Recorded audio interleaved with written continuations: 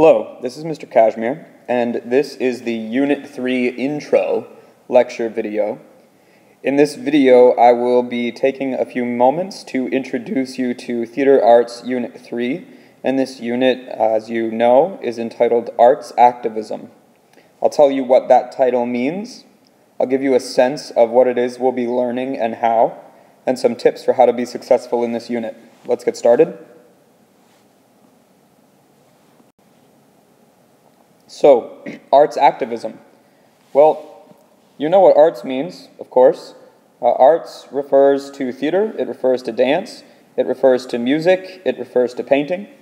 And throughout this unit, we're going to be focusing most specifically on the theater arts, but we will touch on some other examples of art as well.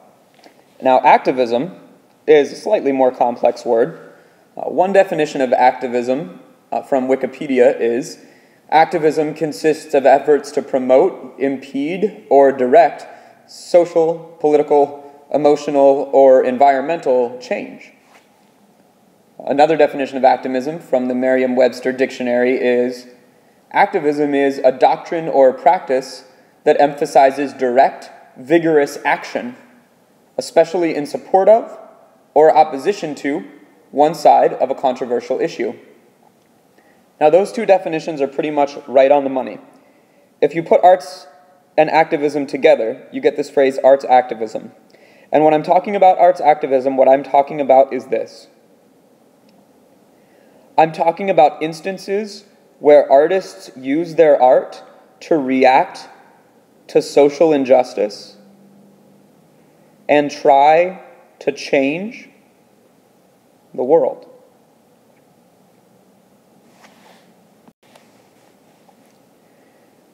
This slide has the key understandings of the unit. I'll read it aloud once, and I'll pretty much move on from there. But I want you to know that every single thing that we read ties in some way to these key understandings, and I want you to have these in the back of your mind throughout the unit. The key understandings are: art can be used as a means of responding to social injustice and attempting to effect social change. It is often at its most potent in times of great struggle. Art can also be used as a means of engaging with marginalized societal groups and issues, telling the stories of those who are not in our cultural spotlight, or of those who are fighting for the power to shape their own destinies, can bring about its own form of change. If you'd like to stop here to write this down or to dissect the meeting, to look up any words that you might not know, or to figure out what it is that these sentences mean, it's a great idea. We'll be coming back to these understandings again and again over the course of the next 7 weeks. And if you have any questions on them, feel free to ask me at any time, of course. What will we learn? Well, all kinds of things, really. We're going to learn about a painting, an anti-war painting, that's so powerful and so horrifying, Picasso's Guernica, that there's a copy of it at the United Nations, and they actually had to cover this painting up on the day that the U.S. made its case for war against Iraq. They actually had to cover this painting because they felt like nobody could look at this painting while we were talking about war. And they first silenced the voice of this painter to then go about trying to start conducting a war. We will learn about a woman, Fiona Shaw, who did a play, Electra, so powerful in Northern Ireland 20 years ago, for an audience that was so impacted by violence that they really related to this Greek tragedy she was putting on, and when the play was over, they refused to leave their seats. They sat in silence, and they demanded to talk about what they had just seen because they had been so moved. We will learn about a book called Uncle Tom's Cabin by a woman named Harriet Beecher Stowe, published just a few years before what would become the start of the American Civil War. It changed the minds of millions of Northerners in America and helped to turn the tide of public opinion against slavery. This book was later turned into a play, and this story, Uncle Tom's Cabin, was so powerful that it became a phenomenally successful bestseller and changed people's minds about slavery. It was actually so powerful that when Abraham Lincoln met the author, Harriet Beecher Stowe, when he met her, he's rumored to have said, "So this is the little lady that started this big war," essentially almost crediting this author for the start of the Civil War and the fall of slavery. Pretty unbelievable. These are just 3 examples of the types of things we'll be learning about.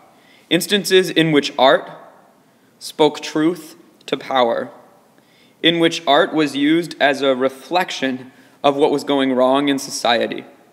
And we will then look at what impact these various pieces of art had. These 3 examples are actually all from our very first course reader A. So the way that this unit will work is pretty straightforward. There are 8 course readers, as you know, A, B, C, D, E, F, G, and H. Each course reader has a corresponding video. You'll watch the video and take notes in the course reader. Then you will read the course reader. After course reader A, the other ones, B, C, D, E, E, F, G, H, all of those course readers are about one specific thing. So the first course reader is kind of an introduction. It tells a lot of different stories to give us a sense of where we're going. And the other course readers each are about one specific case study. So for B, C, D, E, F, G, and H, we're going to take a deep dive into 7 different instances where theater, or some form of art, mostly theater, was a reaction against social injustice. You'll watch a video, you'll read and annotate. When you get to class, you'll take a quiz. Then we'll have class. Class will be mostly you discussing the reading and building a deeper understanding. At the end of the 7 weeks and at the end of the 8 course readers, you'll have a final exam. The final exam will look very similar to your Unit 2 final exam. You'll get a list of questions. On the day of, some will be selected. You'll write an essay. That exam will be held about 7 weeks from now. And it will also double as your WAC, your Writing Across the Curriculum assignment. And so there's a little added bonus there that you do not have to do a separate Writing Across the Curriculum assignment this semester. You'll simply do the Unit 3 exam, and that will also be your WAC. What you should do? Well, it's pretty simple, guys. Watch and take notes on the videos. Read and annotate the course readers. Read for understanding. Do background research if necessary. Make sure you're looking out for the things I've asked you to look out for in the video. Come to the class prepared. If you're unprepared, do the quiz corrections. Make the most of each day in class. Ask lots of questions and stay interested. The material is totally fascinating. We're going to be learning all kinds of stories, mostly about American history, and mostly about the history of arts in America over just the last few decades. We're going to be talking about gay marriage. We're going to talk about women's issues. We're going to talk about things that impact us all every day, and we're going to talk about how art is a part of that conversation. You should really enjoy this unit. And the only way to do that is to work hard. At this point, I'm going to end this video.